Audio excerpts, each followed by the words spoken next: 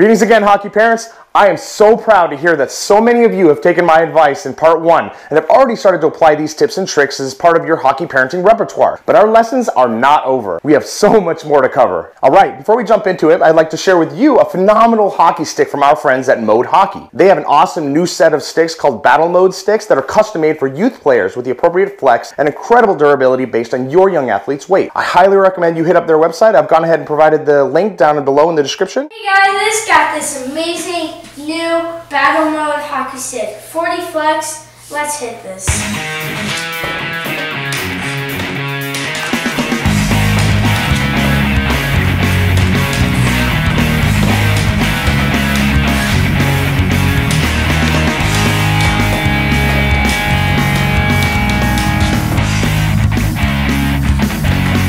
My only problem is that they are priced way too low, something I suggested they bump up, of course. If you recall from the previous video, the more you spend on a stick, the better your player will be. And these sticks are landing at $100 or less. Again, just a financial thing that they need to work out. I'm trying to get them to bump up their price to $250 or more, but for now, it's a great steal, so check them out. Another big thank you to Jeremy at How to Hockey for his support of our hockey parenting videos. Be sure to check out his awesome hockey videos on YouTube and Facebook. All right, let's jump into part 2 of how to be a hockey parent. Attire. Knowing what to wear to hockey functions and games is a skill you need to hone as a hockey parent. Acceptable hockey dad attire should include jeans, a worn hockey hat. The most effective are from teams that are no longer in the NHL, like the Whalers or Nordiques or Seals, to show that you have an extensive knowledge of hockey. That way, when you provide your perspectives, they'll seem more credible. Or even a hockey hat from your high school or your university to let others know that you used to be an incredible player and know what you're talking about. And of course, the standard black or team-colored hockey warm-up jacket. So here's where it gets a little more complex. Acceptable hockey mom attire depends greatly on the situation. For tryouts,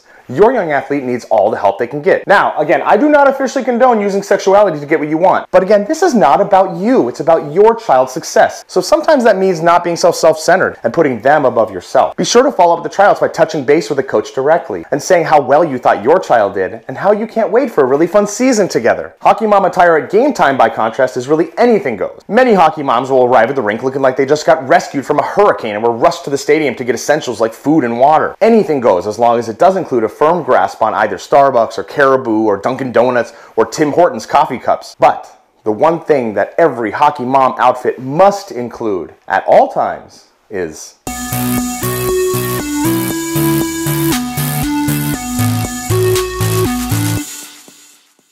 bling. If you care about your child at all, you need to let everyone know. The only real way to show your support for your kid is by plastering their face, their name, their number all over yourself. You should be sporting buttons and ribbons, blankets, custom cowbells, anything with their name and number on it. The other acceptable option to show your support is to wear your child's other jersey. Injuries. Injuries in hockey are really rare. When your kid takes a hit and falls to the ice, you should immediately scream, "Get up!" In fact, any kid on your team that falls, you should motivate them to do the same. They are always being babies. If you don't see a pool of blood on the ice, they're fine. And your kid doesn't have a concussion, so stop asking that stupid question. Just because he bumped his head on the ice doesn't mean anything. He's fine. Get back in the game next shift. This is not soccer. Camps. Sending your young player to camps, getting them signed up for side tournaments like 3-on-3s, and getting them private lessons are imperative to getting your young hockey player from local club play to the NHL. It is perhaps the best path to improving performance, skill, and love for the game. There should never be any downtime for your hockey player. Hockey is a year-round sport. If they are not in a game, camp, lesson, tournament, or practice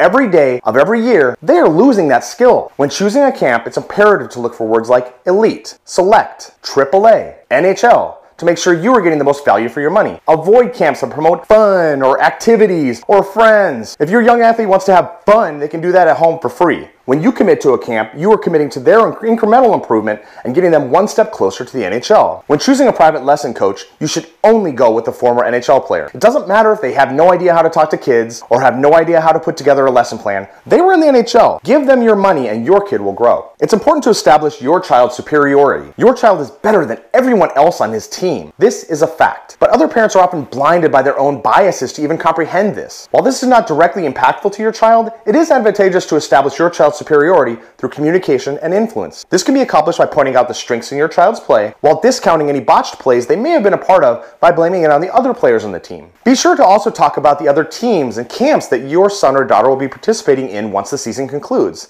This helps connect the dots and allows the other parents to understand that your child is on a more direct and accelerated path to the NHL. Be sure to mention that private hockey schools are already reaching out to your young athlete, but you're just trying to talk to your son or daughter and figure out what they want to do. It's important not to badmouth any other children on the team while you are in front of their parents. You should save those comments for when they are not directly near you. Social media. Managing your social media presence is paramount to your child's success in the sport. Just like many companies these days have their own social media department, you must do the same to deliver the messaging conveyed for your youth hockey player. It's tough to find the right balance between bragging and appearing humble. Every time you reference your team in a post, be sure to state the age range and skill level. Squirt A, for example. Always list an impressive stat from your individual child's performance, while also padding it with a well-done comment to the team as a whole. This will make you seem like you are genuinely more interested in team success versus your child's individual achievement. A good stat is always out there if you look hard enough. And if none pop to mind, you can make a strong comment about how your young athlete's hockey sense generated the opportunities that allowed the team to succeed. Travel.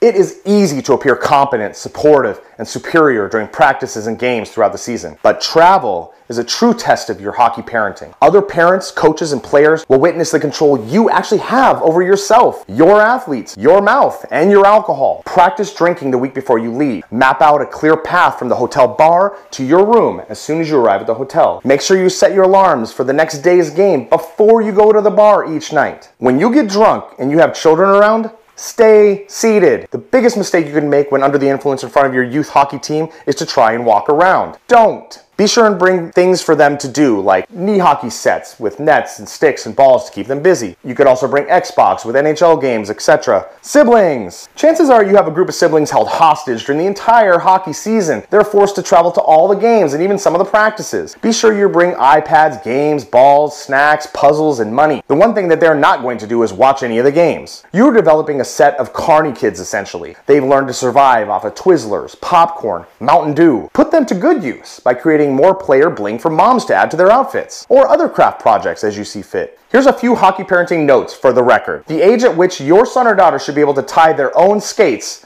is 10. Dad! What? Can you tie my skates?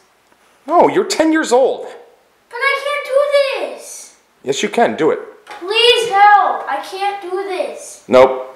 The age you should be able to carry your own hockey bag is 8, and no bags with wheels. You see it as an easy way for your kid to transition from mommy and daddy carrying a bag to them being able to carry their own bag, but coaches and other hockey parents see it as this. Alright, hockey parents, thanks so much for stopping by. Be sure to add these tips and tricks to your arsenal. Special thanks again to Mode Hockey and our friends at How to Hockey. I went ahead and put their links in the description below, and we'll see you at the rink.